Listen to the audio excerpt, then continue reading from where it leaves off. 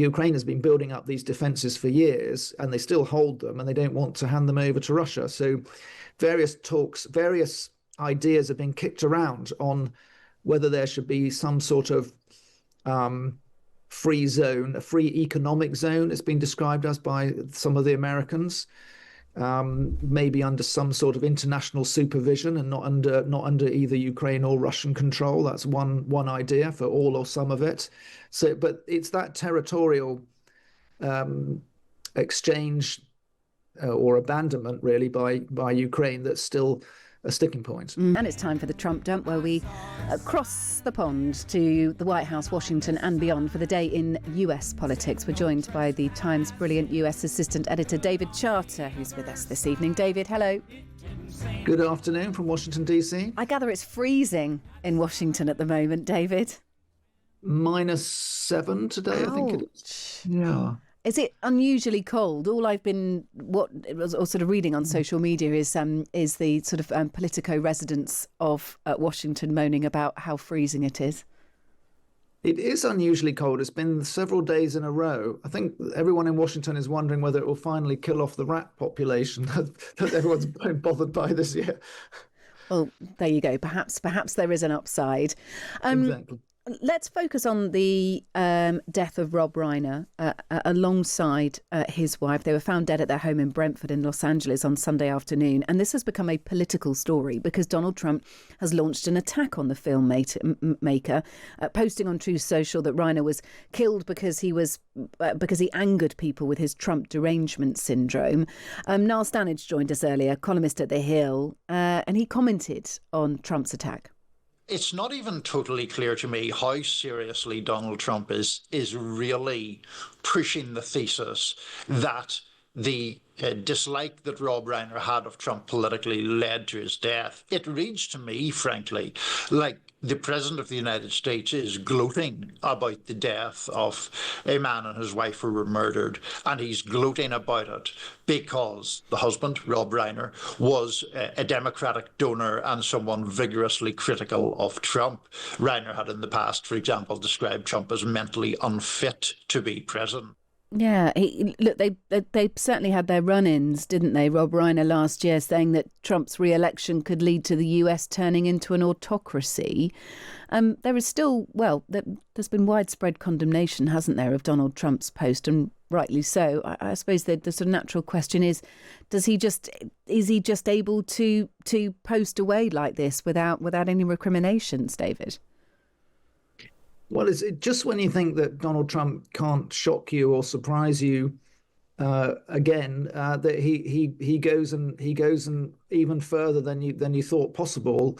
And I was really surprised because we've seen in the past when people on the other side, if you like, have died. I'm thinking of Ruth Bader Ginsburg. He paid very nice tributes. He was very respectful when the famous Supreme Court justice on the left died.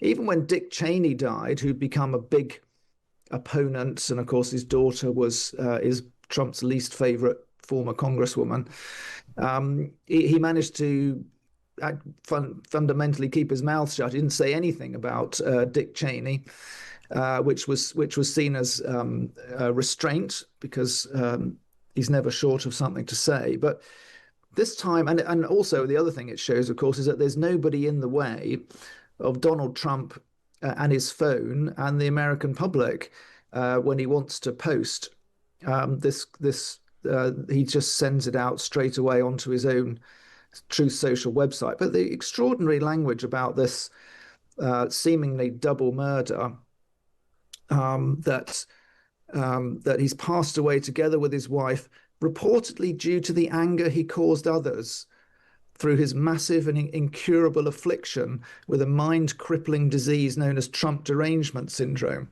So what surprised me about it is that in the wake of the Charlie Kirk murder, there was an awful lot of discussion about how, on the right, that is, about how the discourse coming from the left was very aggressive and promoting violence. And yet here we have the president just clearly suggesting that this couple was killed because of his political affiliations, because of his opposition to Trump. He was known to have been driven people crazy by his raging obsession, according to Trump. And we've seen actually a strong reaction from the MAGA base, which is normally very supportive of Trump. So some influencers are one here called Jack Posobiec, who is a pretty extreme MAGA influencer who is normally rock solid with President Trump. He just moments before Trump's post, he'd put out a post saying you won't see people on the right celebrating the horrific murder of Rob Reiner and his wife. And well, then up pops up Trump's post, and you've got people like, well, Marjorie Taylor Greene, for example, who's already broken with Trump, saying this is a family tragedy, not a political incident. A former Trump lawyer called Jenna Ellis saying this is not the appropriate response from Trump. So I think there is quite a lot of shock and outrage even among his most loyal supporters. Yeah. And his base. There's been a quote from Charlie Kirk doing the rounds today from 2016. You can tell a lot about a person by the way they react when someone dies, said Charlie Kirk, and that has been doing the rounds as well. Let's talk about Ukraine, because Donald Trump's been speaking in the last few minutes, by the way. He's been giving a press conference or speaking to reporters at the White House. One of the things he said is that he's going to sign an executive order classifying fentanyl as a weapon of mass destruction. Fentanyl, of course, has caused an incredible amount of damage in the United States and beyond. But he's also been talking about Ukraine as well. This is on the back of US negotiators indicating that significant progress has been made in peace talks today. Steve Witkoff, the US Special Envoy, and Jared Kushner met with the Ukrainians and European delegations in Berlin. Witkoff's camp have claimed they're 90% of the way towards a deal between Ukraine and Russia, saying they'd found security guarantees that both Ukraine and Europe were happy with. Trump gave an update just a few minutes ago. The security protocols yesterday were amazing, and they have been amazing, having to do with Russia and Ukraine. And I had a long talk with President Zelensky. Also, I spoke with the heads of Germany, Italy, NATO, Finland, France, the United Kingdom, Poland, Norway, Denmark, and the Netherlands. We had very long and very good talks. And again, I think things are going along pretty well. 27,000 soldiers were killed last month. It shouldn't happen. It should have never happened. Should have never started. That war should have never, ever started. But it did, and we're trying to get it solved. Donald Trump there, just speaking in the last few minutes. The US have talked about a NATO Article 5 type, or sort of similar to Article 5 security guarantee. That's what they say that they think Russia are going to agree to. We don't know, of course, whether the US will have any involvement on the ground. It is presumed not, David, that this is part of the peace deal, but they won't actually sort of be getting their hands dirty with it. Not in terms of US troops on the ground. Trump's been pretty clear about that throughout. Also in terms of very long-range missiles that would enable Ukraine to hit Moscow, for example, they've held back on supplying those or allowed any NATO members to do it. What's given rise to the optimism and the sense of momentum is that President Zelensky has said he is prepared to sign something saying that Ukraine gives up its NATO ambitions.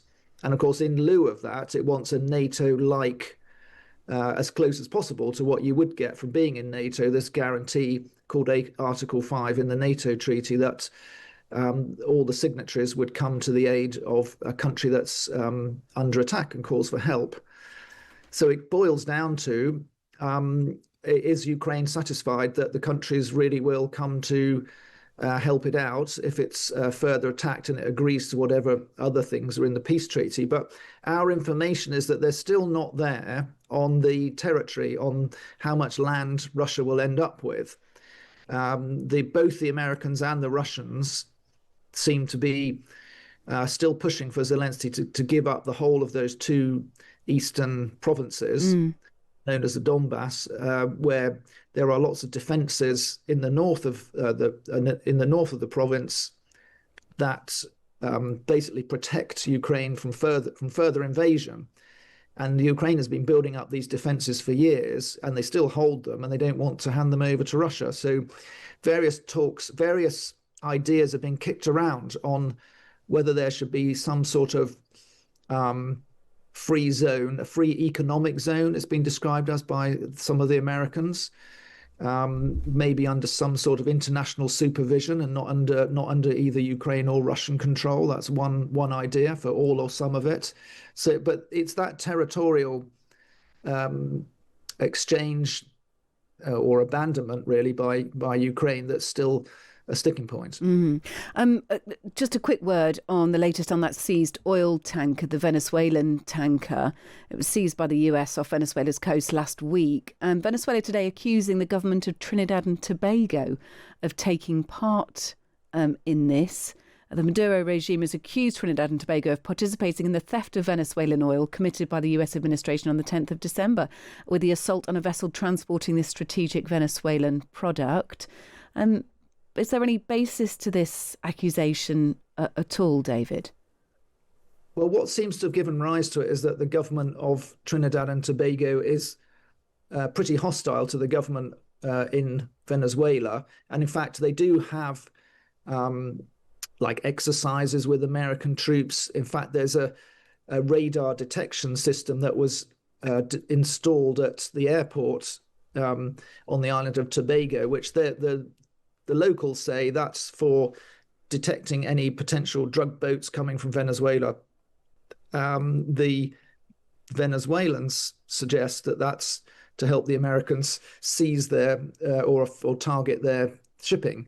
So it's an interesting escalation, because you can see here how perhaps a conflict could start if Venezuela does retaliate against Trinidad and Tobago, where the United States has lots of interests. Yeah, it could be the trigger for something much worse. Okay, let's just quickly have a look at the National Guard at the moment. The Trump administration has been ordered by a federal appellate court to remove the California National Guard troops from Los Angeles by the end of today. The court claims the troops have been deployed for a prolonged period of time, months after protests over immigration enforcement had died down.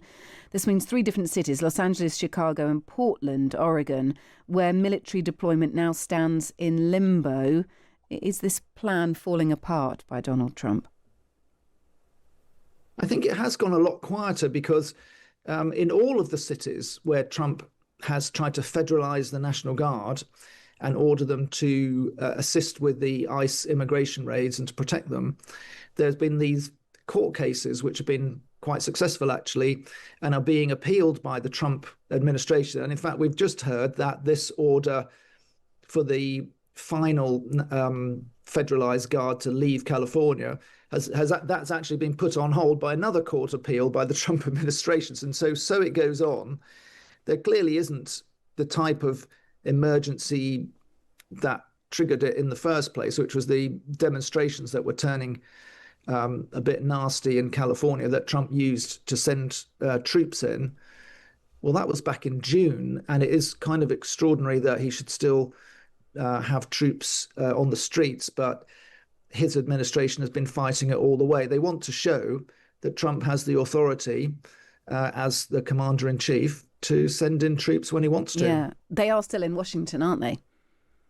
Very much so. They've been increased as a result of the attack on 2 National Guard, a couple of weeks ago, where one of them died, and they sent in 500 more.